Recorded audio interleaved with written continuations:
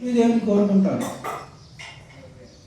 కానీ లక్ష్మీదేవి ఏముంటుందంటే భగవంతుడు లేకుండా భక్తులకు మాత్రమే ఆశ్రయించింది. అంటే భగవంతుడు లేకుండా లక్ష్మీదేవి ఒంటరిగా ఉంటుంది. కానీ చాలామంది యొక్క దానవులు ఏం చేస్తారంటే దుర్గాదేవిని ప్రార్థించి అనేక సంపత్తులు వాళ్ళు కలిగి ఉంటారు, కానీ అవన్నీ కూడా నశించిపోతాయి. ఎవరైతే భక్తులు ఉంటారో భగవంతుని ఆరాధిస్తుంటారో వాళ్ళకు కలిగినట్టు లక్ష్మి ఎప్పుడు కూడా వెళ్ళదు. ఎందుకంటే వాళ్ళు భగవంతుని ఆశ్రయించాడు. వాళ్ళు భగవంతుడు ఎక్కడ ఉంటే లక్ష్మీదేవి అక్కడ ఉంటుంది. సో ఈ విధంగా భక్తి తత్వం చాలా నిగూఢమైనటువంటిది. దీన్ని అర్థం చేసుకోవాలంటే కొంచెం శ్రద్ధ, నిష్ఠ, అవగాహన, గ్రహణ శక్తి కూడా ఉండాలన్నమాట. సో ఇవన్నీ మనకి జ్ఞానకాండలో తెలుస్తుంది. తర్వాత భక్తితో దాంట్లో మన భక్తి యుత సేవలు మాత్రం మనకి విపులంగా ఉంటుంది అనమాట. అంటే జ్ఞాన, కర్మ, యోగ అన్నిటినీ అధ్యయనం చేయనటువంటి ఏంటంటే భక్తి యోగం అన్నమాట. సో భక్తి యోగం అనేది అన్నింటికంటే ఉత్తమమైనటువంటి. సో అది శ్రీ చైతన్య మహాప్రభు మనకి ఇచ్చిందంటే ఈ భక్తి యోగం. ఆయన స్వయంగా భక్తులు ఎలా ఉండాలన్నటువంటి చూపించినటువంటి రూపమే శ్రీ చైతన్య మహాప్రభు. చిచ్చక్తి స్వరూపశక్తి అంతరంగా నామ తాహార. చిచ్చక్తి స్వరూప శక్తి అంతరంగ నామ తాహార వైభవ అనంత వైకుంఠాది ధామ. స్వరూప శక్తి లేదా అంతరంగ శక్తి అని పిలువబడే చిచ్చక్తి అనంతమైన రూపాలను ప్రదర్శిస్తూ భగవద్ రాజ్యాన్ని, దాని సంపత్తిని పోషిస్తుంది. మాయాశక్తి బహిరంగ జగత్కారణ తాహార వైవ అనంత బ్రహ్మాండేర ఘన. మాయాశక్తి అనే పిలువబడే బహిరంగ శక్తి నానావిధ భౌతిక సంపత్తులతో కూడిన అనంతమైన విశ్వములకు కారణము. ఇక్కడ ఆధ్యాత్మికంగా ఉండేటువంటి లోకాలన్నీ కూడా భగవంతుని యొక్క అంతరంగ శక్తి, స్వరూప శక్తితో, సంపత్తితో పోషిస్తాయి. కానీ బహిరంగ శక్తి మాత్రము మాయాశక్తి నిలబడతాయి. సో మాయాశక్తి ఎప్పుడు కూడా తాత్కాలికమే, భౌతిక జగత్తు కూడా తాత్కాలికమే. జీవశక్తి తటస్థాఖ్య నాహియార అంత ముఖ్య తీనా శక్తి తారా విభేద అనంత. ఈ రెండింటి మధ్యలో ఉండే తటస్థ శక్తి అసంఖ్యాక జీవుల్ని కూడి ఉన్నది. ఇవి కూడా మూడు ప్రధాన శక్తులు. వీటిలో అనంతమైన వర్గములు, అంతర్భాగాలు ఉన్నాయి. భాష చిచ్చక్తి లేదా అంతరంగ శక్తి అని పిలువబడే భగవంతుని శక్తియే దివ్య వైకుంఠాలలోని చిచ్చక్తి లేదా అంతరంగ శక్తి అని పిలువబడే భగవంతుని శక్తియే దివ్య వైకుంఠ లోకాలలోని వైవిధ్యాన్ని ప్రదర్శిస్తుంది. మనమే గాక ముక్తాత్ములైన జీవులు అనంత సంఖ్యలో ఉన్నారు. వారంతా భగవంతుని అనంత రూపాలలో సహచర్యము చేస్తూ ఉంటారు. భౌతిక జగత్తు బాహ్య శక్తిని ప్రదర్శిస్తుంది. భౌతికమైన స్వల్పకాల నివాస స్థానాన్ని విడిచిపెట్టిన తర్వాత భగవద్ధామాన్ని చేరుకునే పూర్తి స్వాతంత్రం జీవులకు అక్కడ ఇవ్వబడుతుంది. ఈ విషయంలో శ్వేతాశ్వాతరోపనిషత్ ఈ విధంగా తెలియజేస్తుంది. నతస్య కార్యం కరణంచ విద్యతే నతచ్చ అవ్యధికచ్చ దృశ్యతే పరాశ శక్తి విరుద్ధైవ శూయతే స్వాభావికి జ్ఞాన బలక్రియా చ. భగవంతుడు అద్వితీయుడు. అతడు స్వయంగా చేయవలసిన ఏదీ లేదు. అతడు భౌతికేంద్రియ రహితుడు. అతనికి సమానుడు లేడు, అధికుడు లేడు. అతనికి వివిధ నామాలు కలిగిన అనంతమైన వివిధ శక్తులు ఉన్నాయి. అవన్నీ అతని యందు స్వభావ లక్ష్యముగా నెలకొనవై అతనికి జ్ఞాన బల క్రియలను కలుగజేస్తున్నాయి.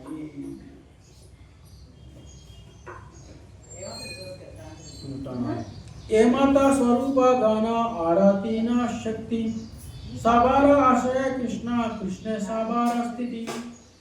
ఇవే భగవంతుని యొక్క అతని మూడు శక్తుల యొక్క ప్రధాన రూపాలు, విస్తారములు. ఇవన్నీ పరతత్వమైన శ్రీకృష్ణ రూపాలు.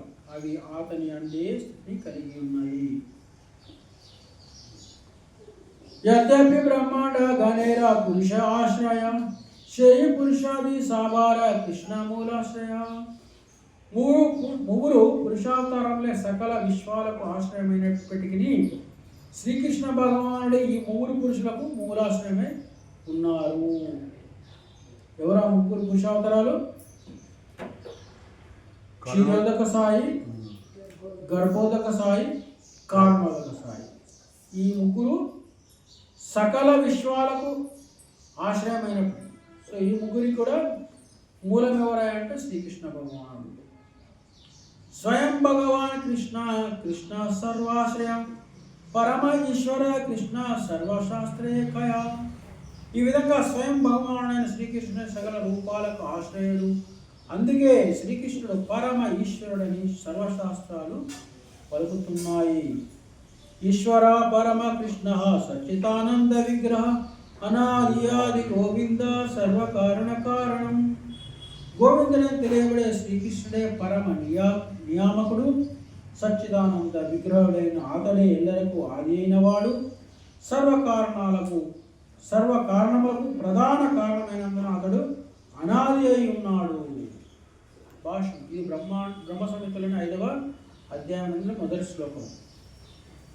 ఏసాబా సిద్ధాంత తుమి జానా బాలమతే తబు పూర్వ పక్ష కర ఆమాచలాయితే. శాస్త్ర సిద్ధాంతాలు అన్నీ నీకు బాగా తెలుసు, అయినా నన్ను కలత పెట్టడానికే నీవు ఈ వాదాలు చేస్తున్నావు. భాష్యం. శాస్త్రాలను క్షుణ్ణంగా అధ్యయనం చేసిన పండితులు శ్రీకృష్ణ దేవాదేవుడిగా అంగీకరించడానికి సంశయించాడు. ఈ విషయంలో అటువంటి వ్యక్తి ఏదేని వాదన చేస్తే అది నిశ్చయంగా తన ప్రత్యర్థుల మనసును కలతపరచడానికే అయి ఉంటుంది. శ్రీకృష్ణ అవతారి బ్రజేంద్ర కుమార ఆపానే చైతన్య రూపే కైల అవతార. సకల మూలమైనటువంటి ఆ శ్రీకృష్ణుడే బ్రజేంద్ర అని తెలియబడినాడు. అతడే స్వయంగా శ్రీ చైతన్య మహాప్రభుగా అవతరించాడు. అత ఏవ చైతన్య గోసాయి పరతత్వ సీమా తారే క్షీరోద సాయి కహి కీతార మహిమా. కనుక శ్రీ చైతన్య మహాప్రభు పరతత్వమే అయి ఉన్నారు. ఆయనను క్షీరోదక సాయి విష్ణు అని పిలవడము ఆయన మహిమను ఇనుమడింపదు. అంటే క్షీరోదక సాయి అనేది ముగ్గురు పురుషాలు తెలుసుకున్నాడు. క్షీరోదక సాయి అనేది తక్కువ, కొంచెం అంటే కృష్ణుడి మూలం కాబట్టి కృష్ణుడి కంటే తక్కువ అనే భావము అవుతుంది. కాబట్టి క్షీరోదక సాయి విష్ణువుని చైతన్య మహాప్రభుని ఆపాదించడం అది సరికాదు అంటున్నాడు. సహిత భక్తేర వాక్య నహే వ్యభిచారి సకల సంభావే తాతే యాతే అవతారి. కానీ శుద్ధ భక్తుల ముఖత వచ్చే అటువంటి పలుకులు అసత్యము కాబోవు. ఆ దేవుడు ఆ ఆదిదేవుడు అయినందున ఆయనలో సకలము సంభవమే అవుతుంది. సో ఆయన క్షీరోదక సాయి అవతారు మరియు దేవాది కృష్ణుడు భక్తులు పలికిన మాటలు అసత్యం కాబోదు కాబట్టి అన్నిటికీ ఆయన వర్తిస్తాడు. అవతారీరా దేహే సభ అవతారేరా స్థితి కేహ కోన మాతే కహే ఏమైనా యారామతి. అన్ని అవతారములు ఆదిదేవుని తనువులోనే నెలకొని ఉన్నాయి కనుక తన అభిప్రాయాన్ని బట్టి మనిషి ఆ దేవదేవుని ఒకానొక అవతారంగా సంబోధింపవచ్చును. భాష. భక్తుడు భగవంతుని ఏదో ఒక ప్రధాన అంశనామంతో పిలవడము విరుద్ధమేమి కాబోదు. ఎందుకంటే ఆదిదేవుల్లో అటువంటి సకల రూపాలు విడి ఉన్నాయి. ప్రధానాంశములు మూల పురుషుల్లోని నెలకొని ఉన్నందున అతను ఆ నామాలలో దేనితోనైనా పిలవచ్చు. నేను క్షీరసాగరంలో శయనించి ఉన్నప్పుడు శ్రీ అద్వైత ప్రభు పిలుపుతో మేల్కొన్నాను అని చైతన్యులు పలికినట్లు శ్రీ చైతన్య భాగవతంలో మధ్యలీల 6.9 చెప్పండి. ఇందులో ఆ దేవదేవుడు తన క్షీరోదక సాయి విష్ణువుగా చెప్పుకున్నాడు. కృష్ణ కే కహే కేయ నర నారాయణ కేయ కహే కృష్ణ హయ సాక్షాత్ వామన. కొందరు శ్రీకృష్ణుడు సాక్షాత్గా నరనారాయణనందుడు, మరికొందరు అతని సాక్షాత్తుగా వామనుడని చెబుతారు. केहो कहे कृष्ण क्षीरोदक साई अवतार असंभव नये सत्य वचन सवार. కొందరు శ్రీకృష్ణుడు క్షీరోదక సాయి విష్ణు యొక్క అవతారం అని చెబుతారు. ఈ మాటల్లో ఏది అసంభవము కాదు, అంటే ప్రతిదీ సంభవం. ప్రతి మాట ఇతరుల వచనాల వలనే సత్యమై ఉన్నది. భాష లఘు భాగవతామృతము 5.38 ఈ విధంగా పలికింది. అత ఏవ పురాణాదో కేచన్న రసకాత్మకాం మహేంద్రానుచితాం కేచితే కేచిత్ క్షీరాబ్ది సాయితాం సహస్రశీర్షితాం కేచిత్ కేచిత్ వైకుంఠనాదనాం బ్రూయి కృష్ణస్య మునయస్తద్వత్తను గామినాం. శ్రీకృష్ణ భగవానునికి అతని భక్తుల గల సన్నిహిత సంబంధాన్ని అనుసరించి పురాణాలు అతన్ని వివిధ నామాలతో వర్ణిస్తాయి. ఒకప్పుడు అతడు నారాయణని, మరొకప్పుడు ఉపేంద్రుడని, వామనుడు, స్వర్గరాజు ఇంద్రుడు, అనుజుడు, ఇంకొకప్పుడు క్షీరోదక సాయి విష్ణు అని, ఒకప్పుడు 1000 పడగల శేషనాగు అని, ఇంకొకప్పుడు వైకుంఠుడని పిలువబడతాడు. కేహో కాయే పరవ్యోమే నారాయణ హరి సకల సంభావే కృష్ణే యాతే అవతారి. కొందరు అతన్ని హరి అని లేదా పరవ్యోమానికి చెందిన నారాయణుని పిలుస్తారు. సకల అవతారములకు మూలమైనందున శ్రీకృష్ణులో సమస్తము సంభవమే అయి ఉన్నది. సభా శ్రోతాగానే రాకారి చరణ వందన ఏ సభా సిద్ధాంత శున కరియేకమాన. ఈ ప్రసంగాన్ని వినేవాడు, చదివేవారు అందరి పాదాలకు నేను నమస్కరిస్తున్నాను. ఈ పలుకులన్నింటి తుది అభిప్రాయాన్ని ఇప్పుడు ఏకాగ్ర చిత్తంతో వినండి. భాష పరతత్వముల గురించి ఈ తుది అభిప్రాయాన్ని ఏకాగ్ర చిత్తంతో వినమని శ్రీ చైతన్య చరితామృత గ్రంథకర్త పాఠకుల పాదముల చెంత వ్రాలి వినయంతో ప్రార్థిస్తున్నాడు. కేవలం అటువంటి జ్ఞానం చేతనే మనిషి శ్రీకృష్ణుని చక్కగా ఎదుగలుగుతాడు. కనుక వాటిని వినడంలో అతడు విఫలుడు కాకూడదు. సిద్ధాంత బలియా చిత్తే నకరాలస ఇహ హైతే కృష్ణే లాగే సుదృఢ మానస.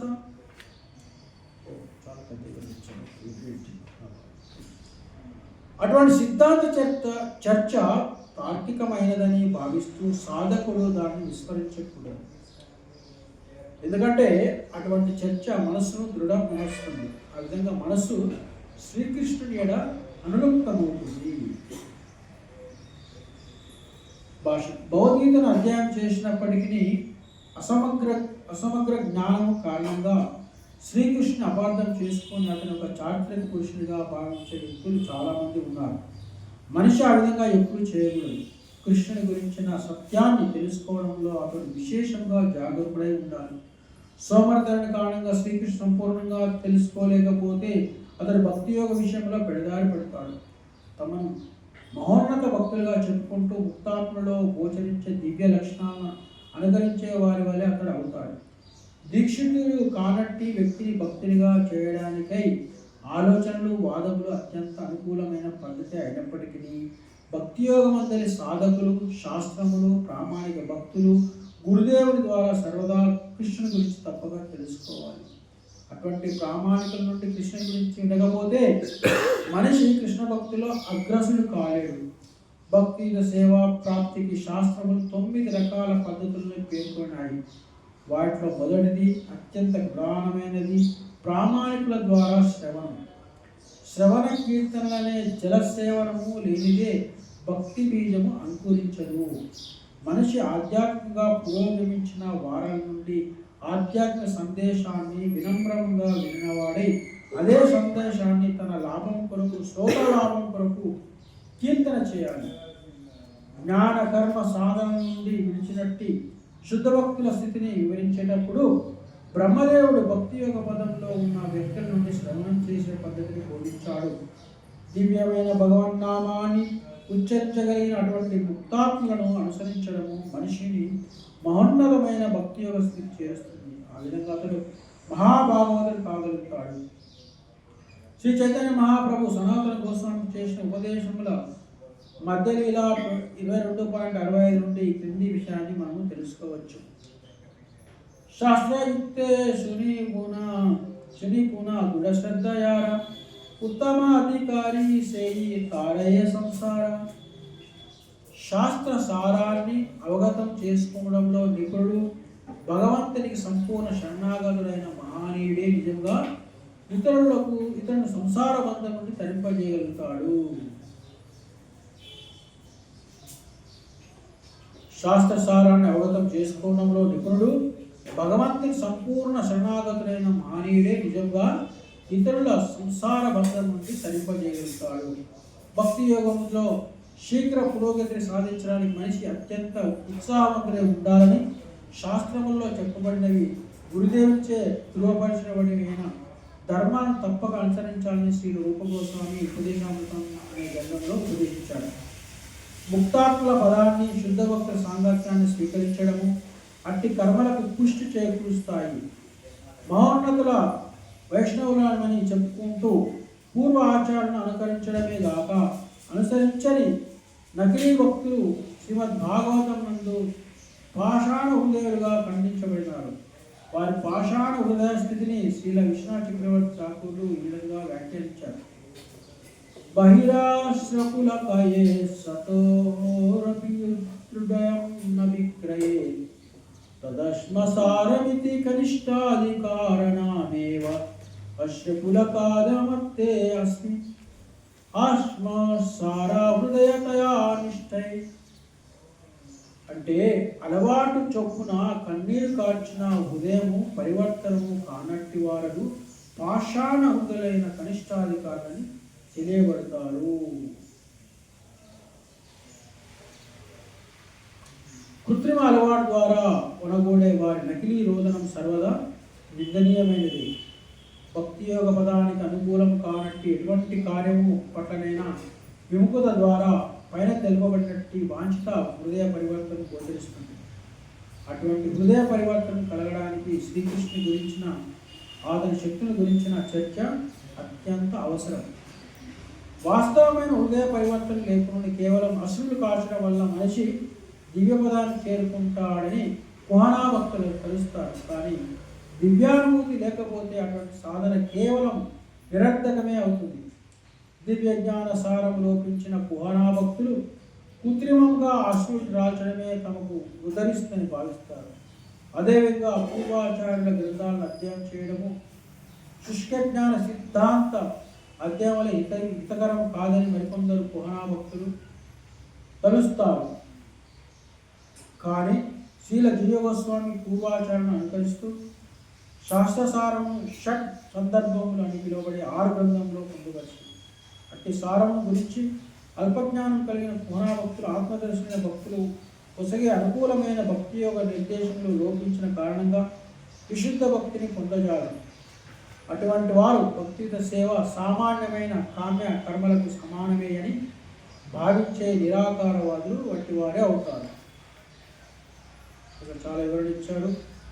కొంతమంది పాషాండులు చెప్తున్నారు. ఇక్కడ వాళ్ళు ఏం చేస్తారంటే అనుకరిస్తారు, కానీ హృదయంలో వాళ్ళకి నిజమైన పరివర్తన అనేది కలగదన్నమాట. కేవలం కన్నీళ్ళు కాలుస్తారు కాబట్టి సరిపోతుంది, కానీ అది కాదు. భగవంతుని యొక్క పూర్తి శాస్త్రాలు అర్థం చేసుకొని భగవంతు పూర్తిగా శరణాగతి పొంది పూర్వ ఆచార్యులు వారి అధ్యయనం చేసిన గ్రంథాలను మనం చదవాలి. అది హితకరమైనటువంటి చెప్తున్నారు. సో అలాంటి చేయడం ద్వారా మనకి విశుద్ధ భక్తి పొందుతాము. 110 చైతన్య మహిమా జాని సవ సిద్ధాంతే చిత్తగుడ హయా లాగే మహిమా జ్ఞాన అయితే. అటువంటి సిద్ధాంతాల ద్వారానే నేను శ్రీ చైతన్య మహాప్రభు మహిమను తెలుసుకున్నాను.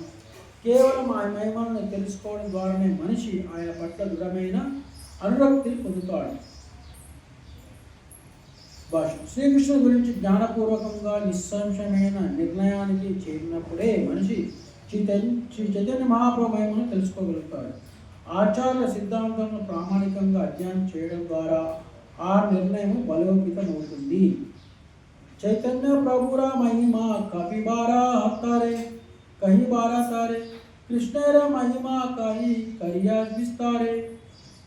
శ్రీ చైతన్య మహాప్రభు మహిమను చెప్పడం కొరకే నేను శ్రీకృష్ణ మహిమను విస్తారంగా వర్ణించడానికి యత్నించాను. చైతన్య గోసాయిరాయే తత్వ నిరూపణ స్వయం భగవాన్ కృష్ణ బ్రజేంద్రనందన. సారాంశం ఏమిటంటే శ్రీ చైతన్య మహాప్రభువే బ్రజేంద్ర నందడైన శ్రీకృష్ణ భగవానుడు. శ్రీరూప రఘునాథ పాతే యారాశ చైతన్య చరితామృత కహే కృష్ణదాస. శ్రీ రూప శ్రీ రఘునాథుల పాదపద్మాల చెంత ప్రార్థిస్తూ వారి కరుణనే సర్వదా ఆశిస్తూ కృష్ణదాస కవిరాజ గోస్వామి నేను వారిని అనుసరిస్తూ శ్రీ చైతన్య చరితామృత గ్రంథాన్ని వర్ణిస్తున్నాను. దేవాదేవుడు శ్రీ చైతన్య మహాప్రభును శ్రీ చైతన్య చరితామృతంతలి ఆది లీలలో 2వ అధ్యాయముకు భక్తి వేదాంత భాష్యము సమాప్తం.